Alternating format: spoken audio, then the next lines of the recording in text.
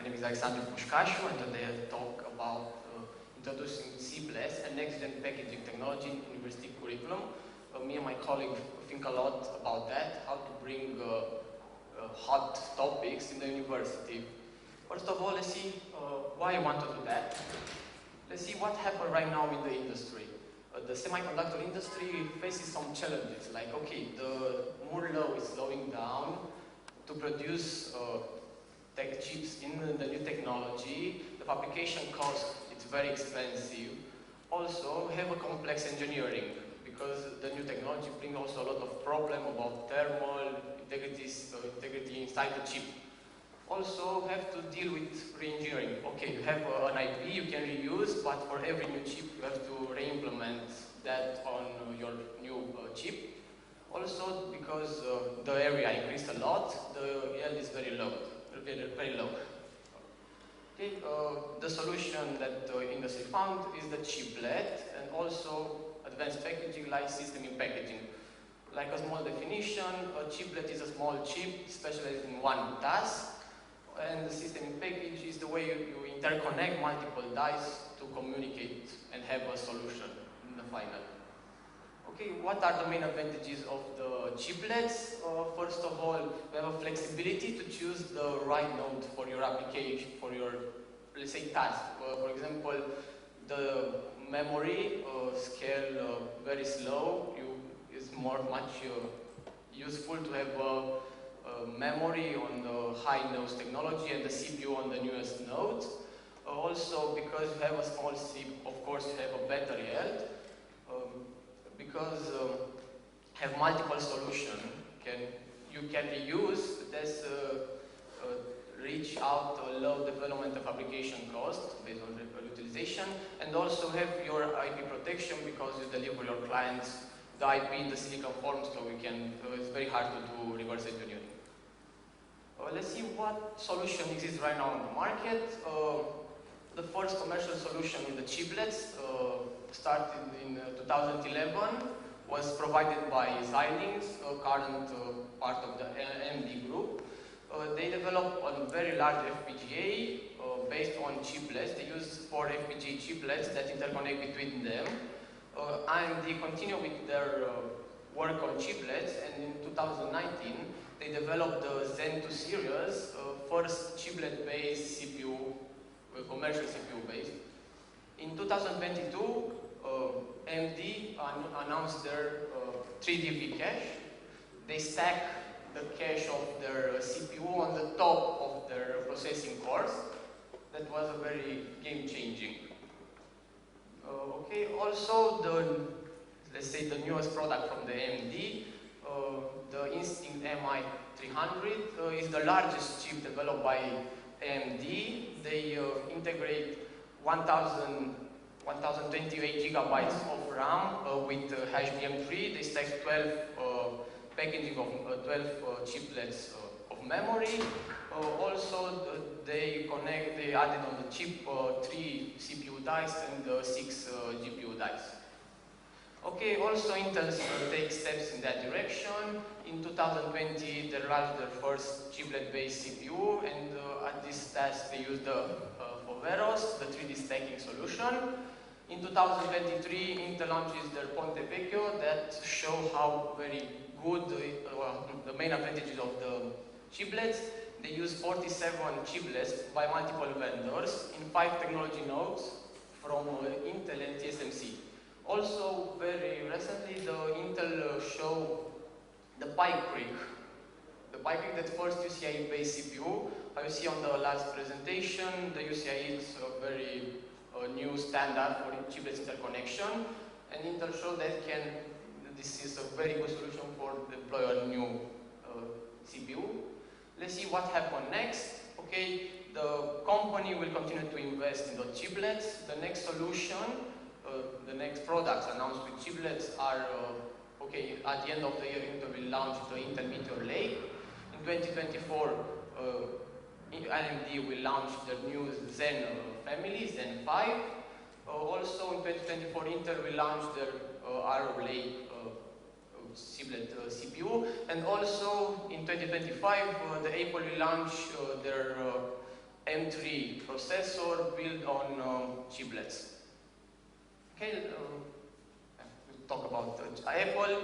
Apple used chiplets for their M1, in their M1 series. For M1 Ultra, they bring together two M1 Max SoC together, interconnecting by interposer, and this reach a very huge chiplet.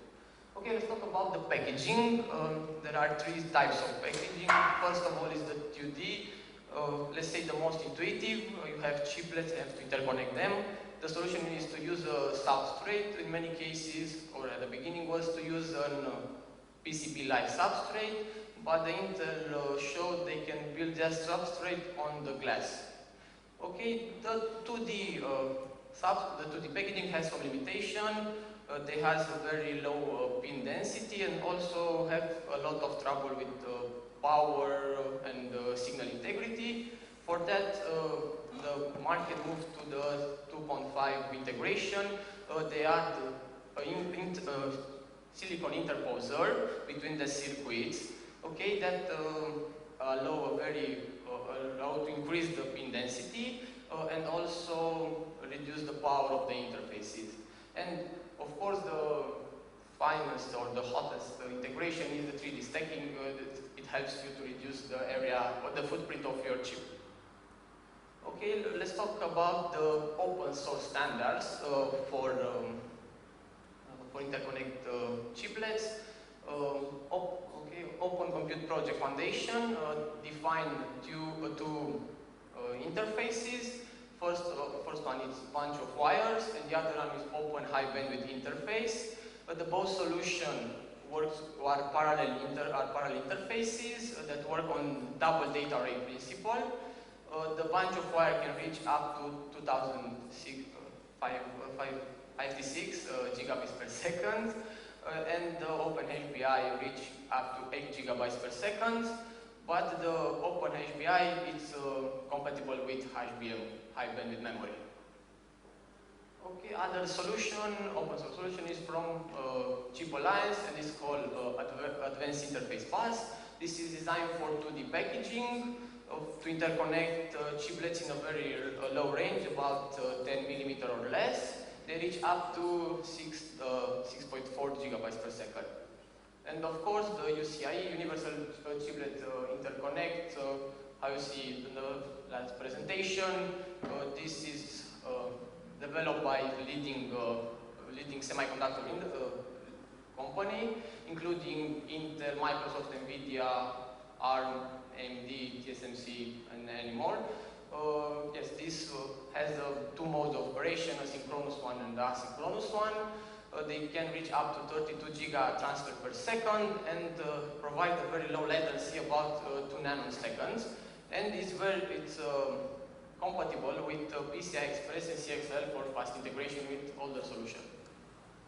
Okay, it's great to have standard, but you need tools to develop chips. For that, two of the biggest company for EDA tools has developed some solution. Synopsys has the 3DIC compiler, and the Cadence provide 3DIC design solution and system in package design architect.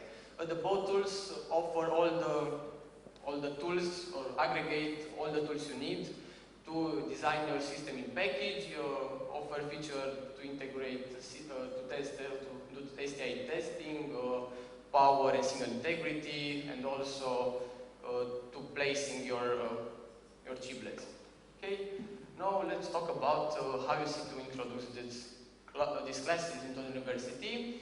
Our main objective is to provide students with both theoretical knowledge and practical skills, and for that you think to have two directions. First one is fundamental of chiplets, that will give students fundamental knowledge about chiplets, how they are, how they work, the way of type of packaging, and many other basic knowledge. And the next approach is to have hands-on application for design chiplet using the Google Silicon solution. This will give students an experience of design a chiplet and the problem they are facing with that. Okay, here you show a diagram to show our main stakeholders, university, industry, also open source, because at the university, the open source is a very great tool. University and industry work together with the Euro practice that give university access to cheap industrial tools. Also, the Google Silicon gives university open source solutions and also resources to develop integrated circuits. And of course, the RISC-V that started as an open source project, but right now was accepted by industry. And all these three parts help us to develop chiplet application. Okay, because you want to define a specialized course, you need a background in that field.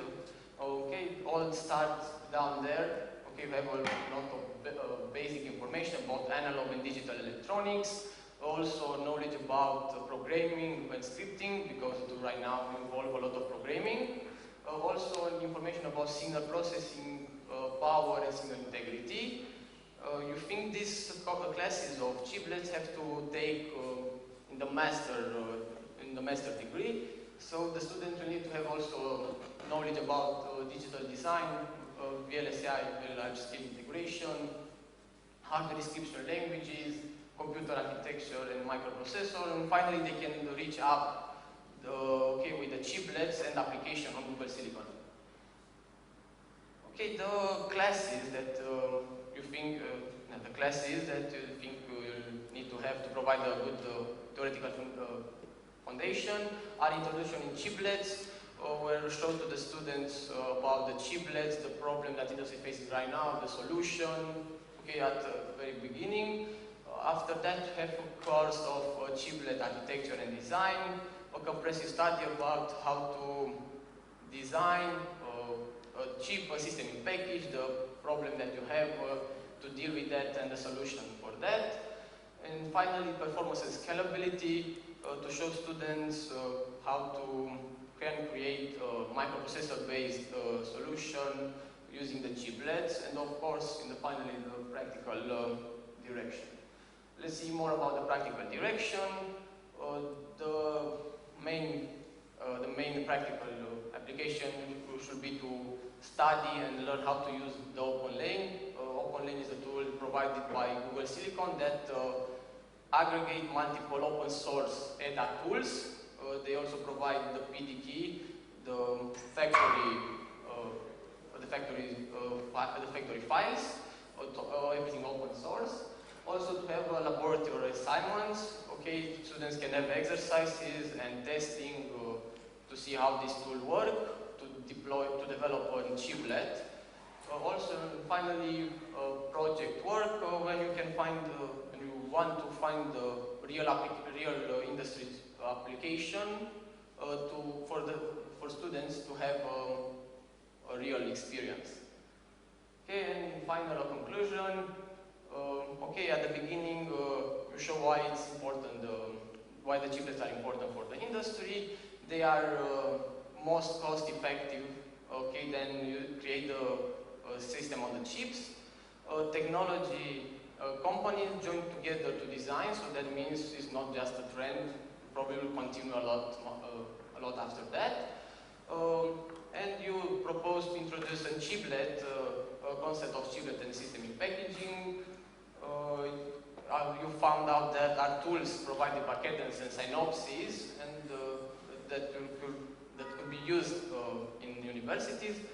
Also, the Synopsys provide an IP for UCIe, and Berkeley University working for open source UCIe IP. And finally, you can use Google Silicon to develop a chiplet. Okay, any question, proposal, idea?